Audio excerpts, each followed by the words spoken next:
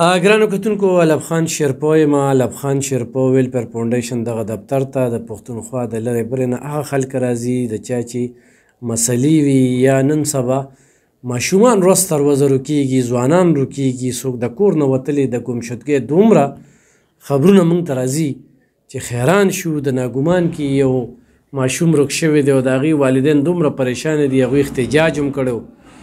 نن یو کور ته لاړم چې 3 میاشتو نه د کور نه هلک روک دی، هم ډېر زیات پریشاني ده.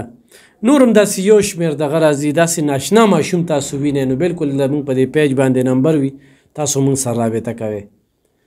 یاره په دې 3 ورځو کې موږ ته د 7 ګمشدګو خبر راغله. دا زنانه چې کومه موجوده ده دا خپل لیورزي له در په در ګرځي، لیورزي یې روک دی.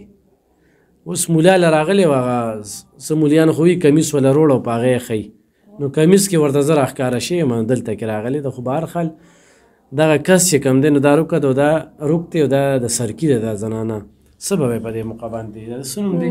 عبدالله نوم یې دی، زوی د 10 کالو دی او دقه د 15 خویندې، یو ورور دی، بل دی ماشوم دی، نو هغه به غټېږي او دوی به ورته لا ګوري. او دا غټ هلک دی د 10 کالو دی زویه. نو بس که چا بیا مونږ ته یا چا تختولی، زموږ ډېره غریبي ده، مونږ له دې خپل ماشوم راکړي او مور یې سمه لیونۍ کېږي، غریبه څه به وکړي.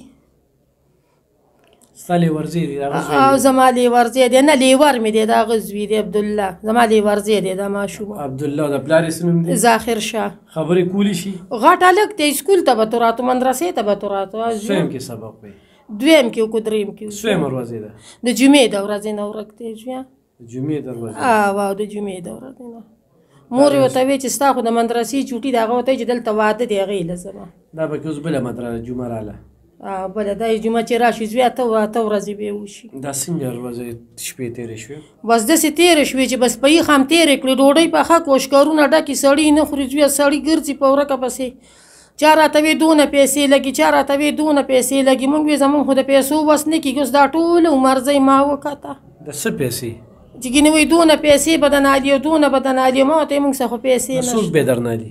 بس یو بل به راته وی زویه. نه څوک پې اخلي درنه؟ نه بس پته نه لګي زویه. تا ته به و چې د نو پیسې اخلي، نه پلانکي به درنه اخلي. پلانکي څوک دی؟ نو بس وی داسې وی وی پیسې دي یو بل. نو ډېره ساده ګولې، نو زه اوس په دې نه پوهېږم چې پیسې خو یو بل اخلي. اوس مې درته ویم زویه تاسو پیسې لئ، دی وی نه ترور مونږ خو نه اخلو پیسې زویه، مونږ نه چېرته داسې چل را باندې نه دی راغلی. ها لکه تا ته وي چې میډیا ته لاړ شي نو پیسې به درنه پیسې نه مل، زمونږ خو د پیسو وس نه کېږي. اوس د تازه چوښودو دا راته د قضیه کې سړي نه مې بېنډۍ اغوستې، هغه راته وښودې زویه. او اوس دې کمیس وړلی و؟